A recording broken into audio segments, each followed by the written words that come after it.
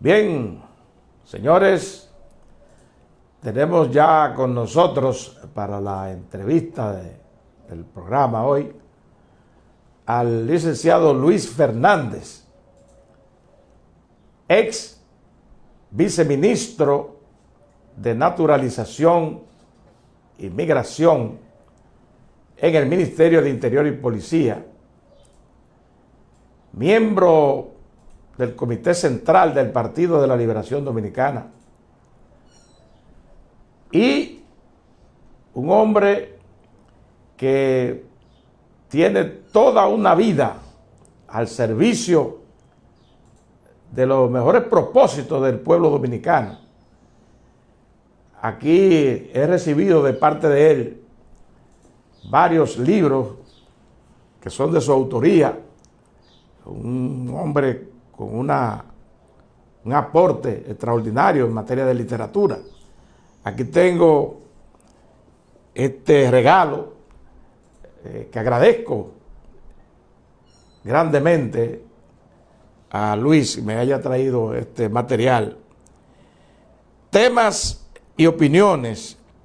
Esto es una serie de trabajos, artículos de periódicos y en las redes también. Tenemos también estos dos ejemplares: Plan de Regularización y la Política Migratoria de la República Dominicana 2012-2020. Ahí hay un buen contenido sobre este tema. Y temas migratorios, que de alguna manera también conecta con el libro sobre la regularización. Vamos a darle la bienvenida, lleno de contento. ¿Cómo está usted, comandante Luis Fernández? Muchas gracias, Alberto, por la invitación y gracias por tus palabras. Bueno, es que como decía un amigo, el que se lo ganó, se lo ganó. Y es que usted se lo ha ganado a pulso. Es para nosotros muy importante tener a Luis acá, porque desde mi punto de vista, Luis encabezó en el gobierno del presidente Danilo Medina el más serio intento por ordenar la migración en la República Dominicana, con este plan de regularización que él, bueno, pues lo pone de relieve en estas obras que hemos presentado a ustedes. Y yo quisiera, Luis, que usted nos dijera cómo este plan tan hermoso que comenzó a desarrollarse y que tomó mucho cuerpo, recordamos que llegó bastante lejos. Luego, cómo esto no ha continuado, porque incluso en el gobierno del presidente Danilo Medina, como que también bajó un poco la intensidad en el trabajo de este plan. Pudimos notar eso. Usted nos corregirá si. Pero en las actuales autoridades, pues prácticamente eso ha estado dormido. Quisiéramos que usted nos airee un poco sobre este tema. Sí, cómo no, Alberto. Fíjate, y los televidentes también. El plan de regularización fue resultado de la Estrategia Nacional de Desarrollo, que es la Ley 112 del 2012. En esa ley se estableció que había que regular los flujos migratorios. Y como consecuencia hay otros aspectos, pero principalmente eso, ordenar los flujos migratorios. Y en ese aspecto, el gobierno asumió esa estrategia nacional de desarrollo en ese punto y decidió que se hiciera el Plan Nacional de Regularización. ¿Por qué? Porque verdaderamente teníamos en ese tiempo en el país, y lamentablemente seguimos teniéndolo, una gran cantidad de ciudadanos que estaban residiendo en República Dominicana, pero no estaban en una condición regular. La mayoría de esos extranjeros eran haitianos, pero también habían otras nacionalidades. Regularmente se hace hincapié en el tema haitiano, lo entendemos, porque ese es el mayor problema, pero no debemos olvidar también que hay otras nacionalidades que tienen una cuota importante de ciudadanos irregulares residiendo en el país. Y eso lo vemos en diferentes regiones. Y cuando se trabajó el plan de regularización, lo pudimos ver, por ejemplo, en la zona de las terrenas con los franceses, que había muchos que estaban irregulares. Una parte se regularizó, se hicieron un fuerte trabajo para conseguir eso. O en otras partes, como en el área de Boca Chica, donde han residido muchos italianos. Y así sucesivamente en diferentes partes del país. Entonces, el plan vino... Luego llegaron los venezolanos. Sí, ahí llegaron, en ese tiempo un poquito más, pero ahí, llegaron ahí también. Entonces, ese plan, aparte de que teníamos que desarrollar y aplicar una política migratoria, que más adelante quisiera brevemente explicar eso. Ese plan tenía por meta también resolver un asunto que era una culpa de las autoridades dominicanas. Y por eso fue que surgió la ley 169/14. Sucede que no se inscribieron correctamente un sinnúmero de ciudadanos extranjeros. Al inscribirse incorrectamente, pasó el tiempo, hicieron familia en República Dominicana, se acumularon años y años de esas personas aquí, y resulta que el gobierno decidió asumir ese error que se había cometido y se aplicó la ley 169/14, que tiene una particularidad. Fue aprobada por el Congreso Nacional a unanimidad en dos ocasiones. Primero se dio un plazo de 90 días y se cumplieron los 90 días, no se inscribió el número de personas que decían las ONG y algunos organismos internacionales.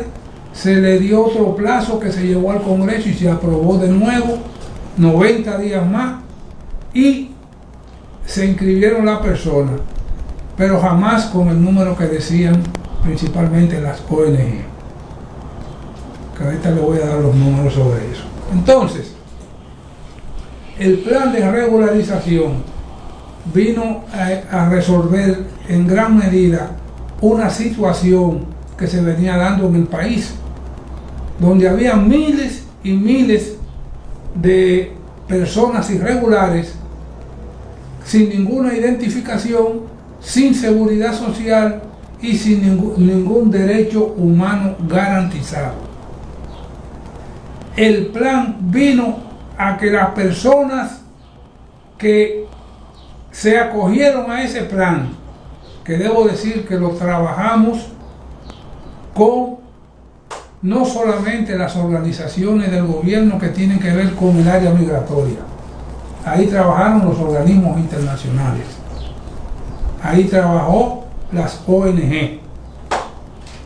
Las ONG que fueron muchas, pero vamos a citar una, la Mesa Nacional para las Migraciones.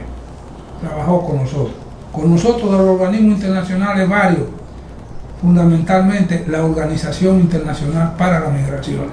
Hubo una unidad en ese trabajo del plan. Por un lado se logró la unanimidad en el Congreso con el concurso de todas las fuerzas políticas para aprobar la ley 169. Y el plan en el plan se aplicó algo que hacía mucho que no ocurría, y era que las autoridades del gobierno pudieran trabajar en conjunto con ONG y organismos internacionales, lo cual se logró, y existe una práctica que se llevó a cabo en todo ese proceso que permitió que ese conjunto se mantuviera hasta el final. Entonces, ¿qué pasó con el plan? Que el plan que se aplicó en todo el país, que fue absolutamente gratuito. Nosotros no cobramos un centavo a nadie por regularizar su situación migratoria. Fue gratis. A diferencia de planes de regularización que se han hecho en los países de América, como en Panamá, que se cobró dinero. El plan de regularización de Panamá, que se llamó Crisol de Razas, cobró. El plan que aplicaron en Argentina, que se llamó Patria Grande, también cobraba dinero. Y los planes de regularización que se han hecho en México, que son varios, también se cobraba dinero. El único plan que fue gratuito ha sido el plan de regularización que aplicó la República Dominicana. Al final de ese plan, nosotros logramos que 288.467 personas acudieran al plan. El 98% de esos extranjeros fue haitiano. Eran haitianos. El 2% eran de otras nacionalidades, principalmente de Estados Unidos, de Italia, de Colombia, etcétera, etcétera. De esos 288.000 que se acogieron al plan, nosotros aprobamos, después de cumplir con los requisitos que estaban establecidos en el decreto 327-13, que fue el que originó el plan de regularización, cumplieron con los requisitos más de 260.000 de los 288. Hubo 28 que no cumplieron con los requisitos y lo dejamos, cuando salimos del Ministerio de Interior, lo dejamos como observado. ¿Sí? No fueron aprobados. ¿Cuáles eran los requisitos para la regularización? Requisitos fundamentales eran solvencia económica a nivel mínimo, porque se fue bastante flexible con eso. La constancia de estadía aquí en el país. ¿Entiendes? Fundamentalmente esa cosa. Que demostraran que habían estado en el país antes del 2007. Del 2007 para atrás. Porque de 2007 para adelante ya existía aquí el libro de extranjería, que se comenzó a aplicar en esa fecha, y ya a partir de ahí había que cumplir con la ley normal. ¿Y en qué consistía la regularización? O sea, el extranjero llegaba allí al ministerio, a alguna área específica, y entonces solo se inscribía en una lista ¿en qué consistía todo esta operación? Allá teníamos un personal, no solamente allá, sino en las gobernaciones. Nosotros teníamos en el país unas 24 oficinas. En cada gobernación había una. Habían 8 oficinas que no eran de inscripción, sino eran de información. Pero eran 24, los 24 puntos fundamentales donde se inscribía la gente. La gente iba, se llenaba un formulario, se le tomaba una fotografía. Nosotros teníamos, en cada lugar había un personal de la Junta Central Electoral que se encargaba de lo que era la captación de huellas y la captación de la fotografía. Eso lo hacía la Junta y se hizo un archivo con todo eso que antes no existía, porque esa gente no estaba registrada en ningún sitio. Nosotros, cuando se hizo el plan, los 288, aunque no todos fueron aprobados, los 288 quedaron registrados, que antes no estaban registrados. Ya teníamos todos los datos, incluyendo huellas y fotografía. Entonces, ahí se le hacían algunas preguntas y se llenaba el formulario que teníamos preparado para eso. Después de eso, si la persona cumplía con los requisitos del plan, entonces se le daba una categoría migratoria. Un carnet. Le dábamos un carnet con una categoría migratoria que podía ser por 1 año, por 2 años, dependiendo del grado de cumplimiento de los requisitos. El que lo cumplía todo tenía sus 2 años. Entonces, esta categoría migratoria, ¿qué derecho adquirían estos migrantes con este carnet, con esta categoría? El primer y más importante derecho era que con ese carnet no podían ser deportados. No podían ser deportados. Andar por todo el país, porque eran personas que tenían un carácter regular. Podían andar con todo el país. Esa persona en el futuro, fíjense que debemos aclarar ahí que, porque a veces se confunde, aquí hay gente que cuando hablan del tema migratorio, a veces desconociendo lo que es el tema migratorio, vierten opiniones que confunden a la gente. En el plan de regularización no se dio ni una sola nacionalidad dominicana, solamente eran categorías de residentes, exclusivamente. A los 260 que nosotros aprobamos en el Ministerio de Interior y Policía, lo que se le dio fue una categoría de residente normal. O sea, se hacían residentes legalmente. Legalmente, pero es una residencia temporal. Temporal.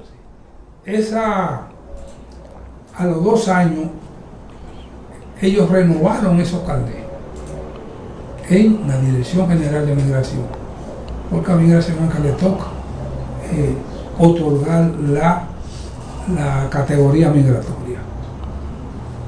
¿Qué pasó ahí? De los 260, Migración renovó 202.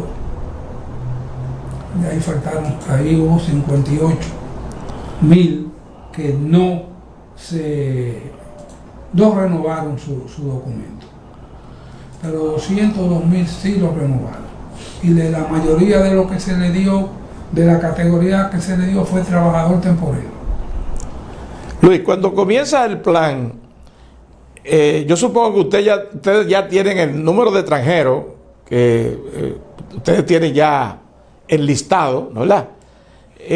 Y la mayoría, el número mayor de extranjeros acá son lógicamente los haitianos. ¿Qué número de haitianos tenían ustedes más o menos para comenzar este plan? Que ya aquí en el país, en condiciones irregulares. Nosotros aspirábamos de entrada a que unos 300.000 acudieran. ¿Cuántos haitianos habían? Miren, se hizo una encuesta nacional de migrantes. 2 se han hecho. Una especie de censo. Sí. La primera encuesta dijo que eran 487.000 los haitianos que habían aquí. Y la segunda dio 500.000 y algo. No recuerdo el pico por donde andaba. En las obras están. Eran 500 y pico de mil. El grupo por provincia. Sí, a nivel general. Sí. Ellos lo hicieron a nivel 400, 500. 500 y algo. 500 y tanto. Entonces, eso era al principio. De esos, podemos decir que cerca de 300 acudieron al plan, contando lo del plan y lo de la ley. Un buen número. Y lo del plan, un buen número. Porque es que se hizo un trabajo conjunto. Porque regularmente el que está irregular en un país le tiene miedo a las autoridades. Sí. Le huye, le esconde información. Pero como trabajamos con organismos internacionales y trabajamos con las ONG nos ayudaron en eso. Nos ayudaron. ¿El plan alcanzó a los venezolanos? ¿Lo alcanzó? No. No. Hubo venezolanos que lo hicieron porque en esa época tengo entendido que no eran tantos los que habían aquí. Todavía no había llegado. Por eso fue que después se estableció un plan de regularización para venezolanos, pero eso fue después. Este plan comenzó en el 2014 y en el 2015 terminó. Lo que pasa, como tú decías, que como que notaron que bajó un poco la cosa, no, que el plan era por un año.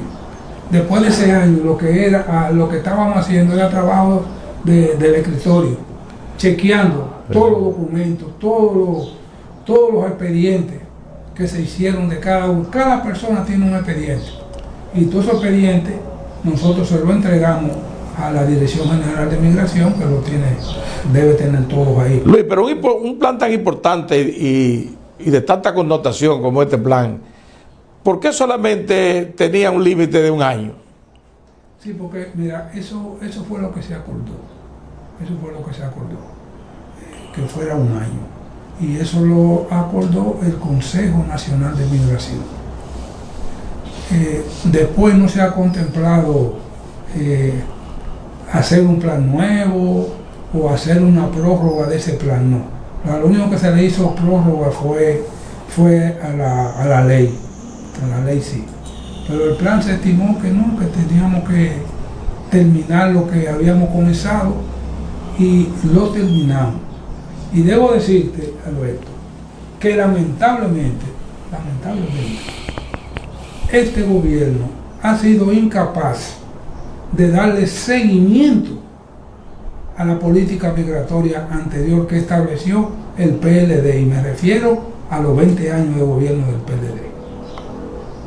No voy a decir solamente los últimos 8 años, no. ¿En qué consistía esa política?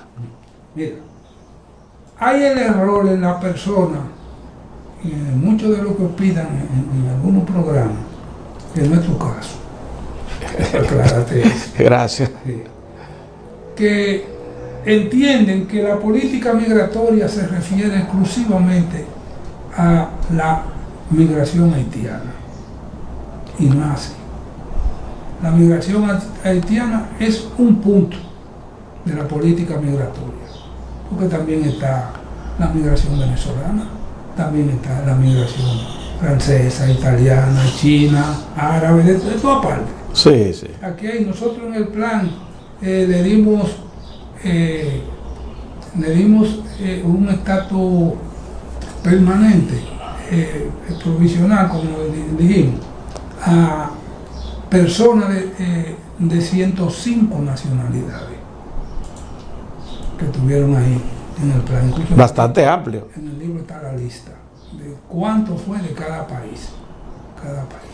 Entonces, la política migratoria es más de ahí, de la migración de un país o de otro país. Por más importante que sea la migración haitiana, no es toda la política migratoria. ¿Qué hicimos nosotros para desarrollar la política migratoria en el país? Varias cosas. Primero, el plan de regularización.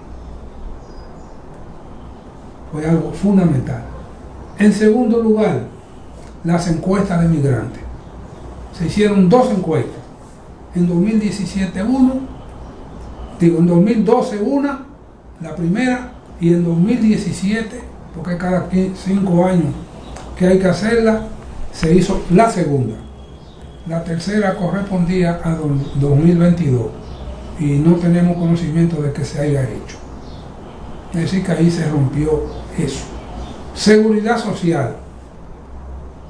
Todos los extranjeros que se acogieron al plan tenían la posibilidad de inscribirse en la seguridad social, que incluso era un requisito que estaban exigiendo algunos empresarios internacionales. Por ejemplo, a los empresarios de banano de la línea noroeste se le estaba exigiendo que si sus trabajadores no estaban en seguridad social, no le iban a comprar los bananos. Y nosotros regularizamos en la línea noroeste más de 14.000 trabajadores haitianos, solamente ahí, que están incluidos en los 260.000 que fueron aprobados. Lamentablemente se da una situación, Alberto, que la gente cuando está en un sitio y logra cierta mejoría, lo que quiere irse para otro sitio. Y mucha de esa gente que se regularizaron ahí no quisieron seguir trabajando ahí. Y se fueron para Punta Cana o para la capital o para algún otro sitio donde pensaban que tenían mejores condiciones que en esas plantaciones de guineo. Y eso pasó. Entonces, ¿qué otra cosa es importante en la política migratoria? El ordenamiento de la estructura del Estado en función de materia migratoria. En primer lugar, el Consejo Nacional de Migración. Nosotros tuvimos un periodo en el cual eso no estaba funcionando. ¿Quiénes forman el Consejo Nacional de Migración? Lo forman 14 instituciones del Estado.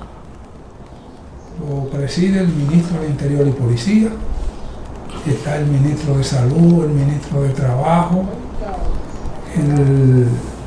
el director general de Migración no es miembro, pero participa. Participa con vos. El ministro de Defensa, hay como 9 secretarías que están ahí, o ministerios que están ahí representados, y también la persona que preside la Comisión de Interior y Policía de la Cámara de Diputados y del Senado, también son miembros del Consejo. Entonces, el primer órgano que hay que poner a funcionar, y lo dejamos funcionando, fue el Consejo Nacional de Migración.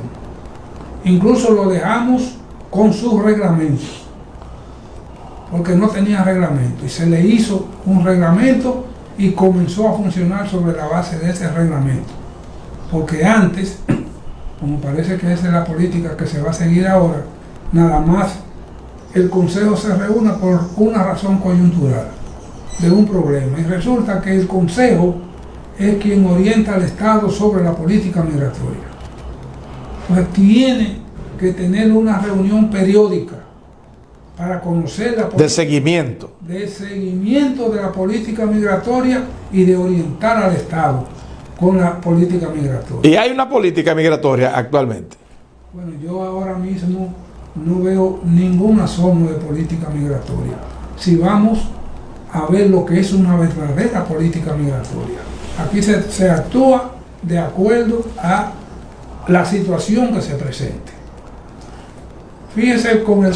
improvisación permanente. Mire el caso de la política migratoria con relación a la trata de personas. Pero ese proyecto se cayó, fue un proyecto de ley que se sometió al Poder Ejecutivo. En el gobierno pasado se hicieron 2 planes nacionales contra la trata de personas. Y se creó una comisión interinstitucional contra la trata compuesta por 14 instituciones del Estado que tienen que ver con ese tema. Y eso funcionaba periódicamente.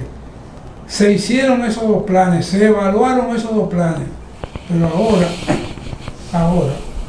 lo que ha pasado es que esta gente, después que no le dieron seguimiento a nada de eso, se aparecen con esa ley que trataron de introducir incluso a la carrera y como medio por la izquierda, que nadie se enterara de eso, sino cuando estuviera allá para yo aplicar su mayoría mecánica. Pero las cosas no son así, las cosas hay que hacerlas por consenso. Desde el gobierno pasado se ha establecido que en política migratoria hay que hacer consenso, y por eso son todas las instituciones que se formaron, esa comisión contra la trata que se formó.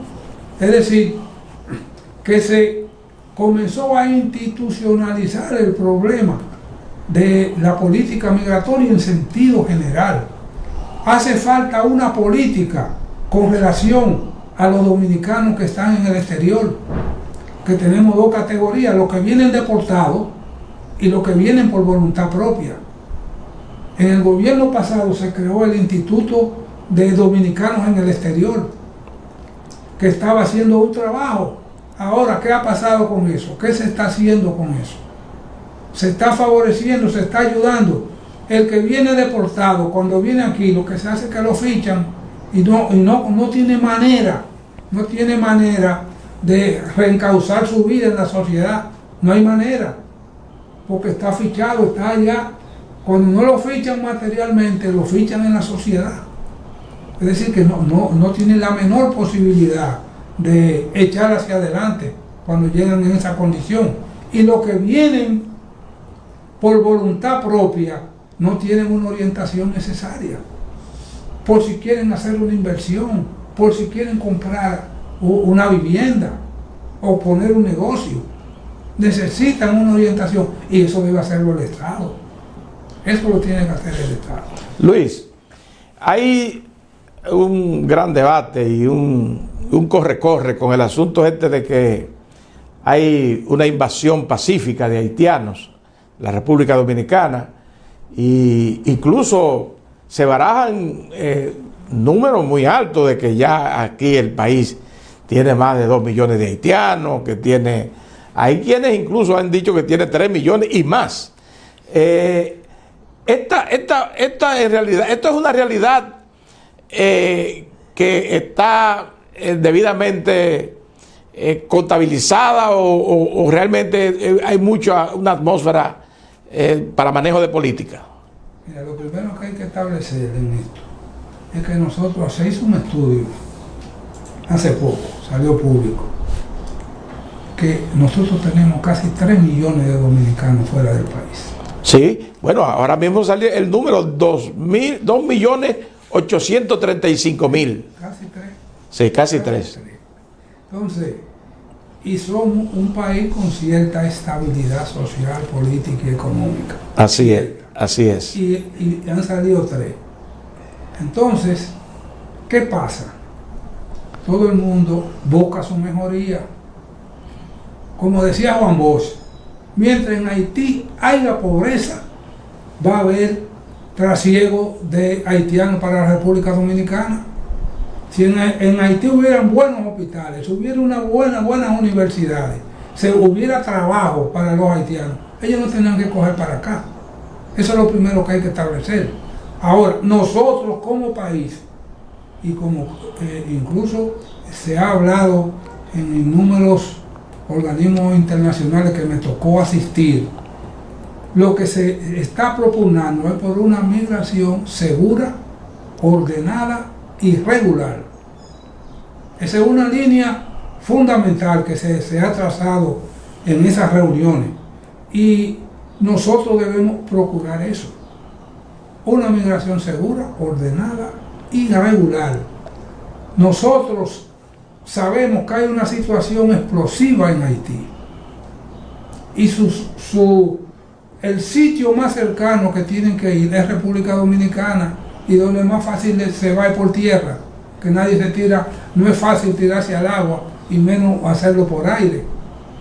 Entonces, la forma más fácil de irse por tierra, como pasa en Costa Rica con los nicaragüenses, que hay miles de nicaragüenses que se han ido a Costa Rica. Y así pasa en otros países, lo pasa en Europa, en los países. Miren esa frontera de México con Estados Unidos, o esa frontera de España con Marruecos. Son sitios donde hay un gran flujo de migrantes que cada día, y según las condiciones económicas mejores o peores de cada país, se va a ir incrementando. Esa ha sido la historia de la humanidad siempre. Pero en el caso haitiano, no se sabe actualmente el número de haitianos que tenemos nosotros en República Dominicana. Es que no hay forma, porque no hay ningún censo que se haya hecho de eso. Nadie lo ha contado. Y no hay control.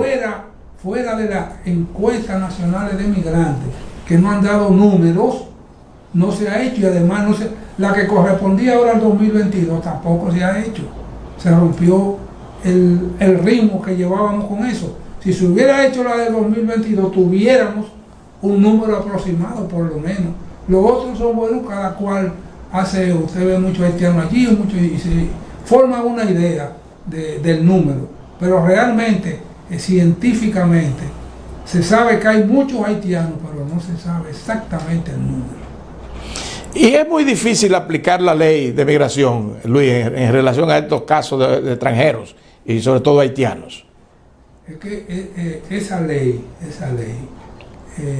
simplemente ha faltado, yo digo, la voluntad de aplicarla. Porque es la ley que rige todo lo que tiene que ver con la migración. Entonces, ahí se dice si te van a dar una residencia, ¿qué tú tienes que hacer? Si te van a dar una residencia temporal, ¿qué hacer? Si te van a dar un permiso de trabajo, un permiso de estudiante, todo eso está establecido ahí.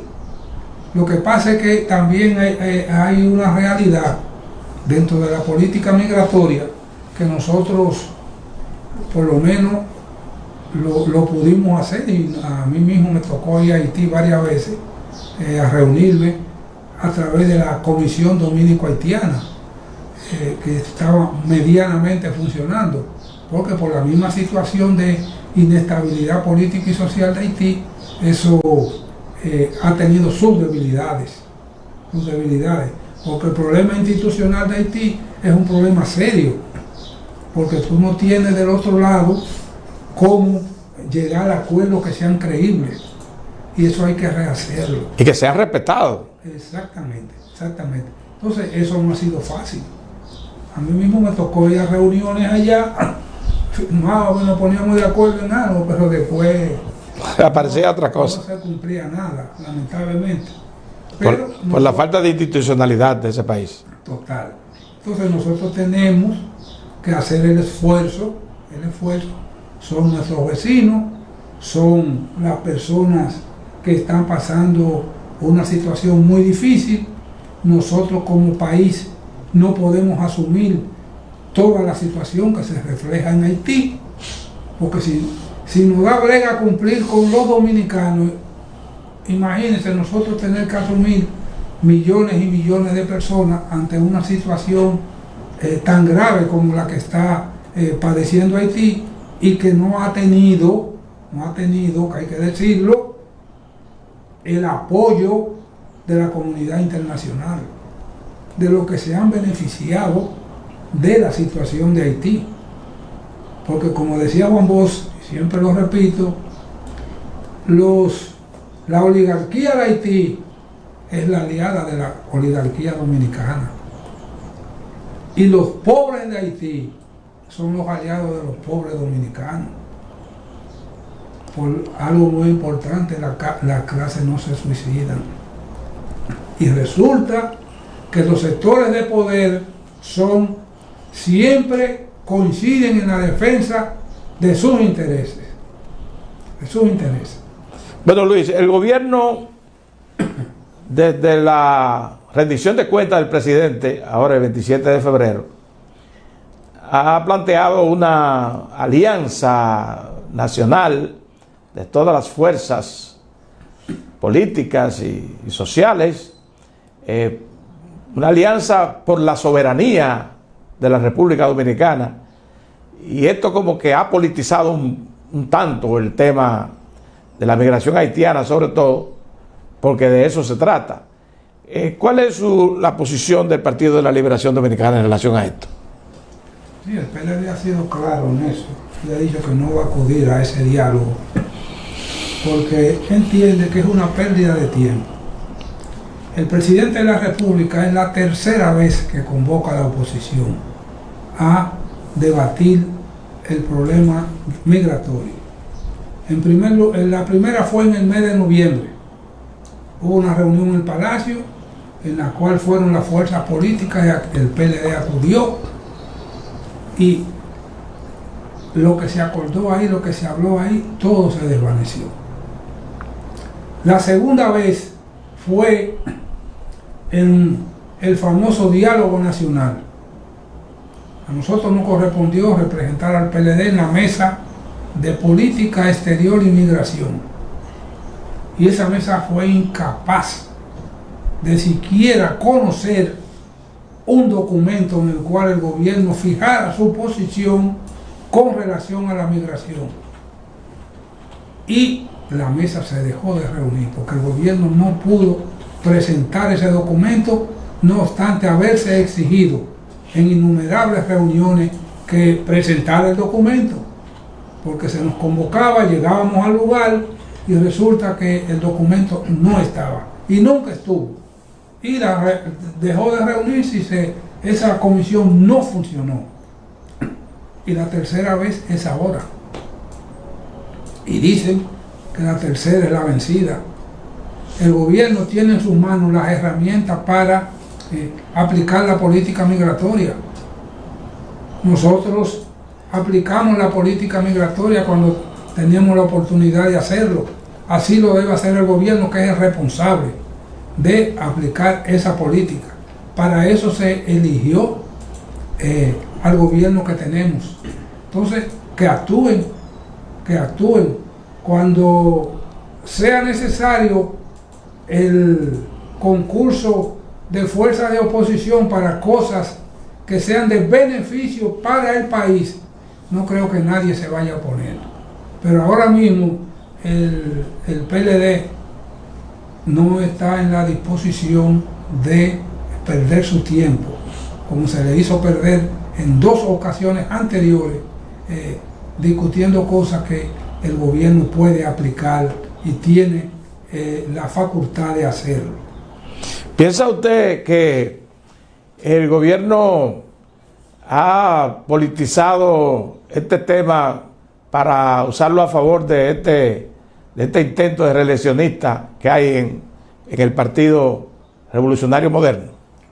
Claro que sí. Todas las acciones del gobierno están dirigidas a favorecer la reelección del presidente Abinader, cosa que de paso vemos muy difícil, porque un país como está este país, un país en crisis, un país con una situación económica terrible, un país con una situación de violencia que muchas veces se desborda, un país con una crisis social muy grande, no es posible que salga reelegido ningún presidente. Y el tiempo que queda no les da para tratar de solucionar lo que ya no pudieron por improvisación y muchas veces por incapacidad en los 3 años que tienen gobernando la República Dominicana. Bueno, Luis, yo le voy a pedir permiso para ir a una pausa y vamos a continuar después de la pausa ya con este tema un poquito más hacia la política.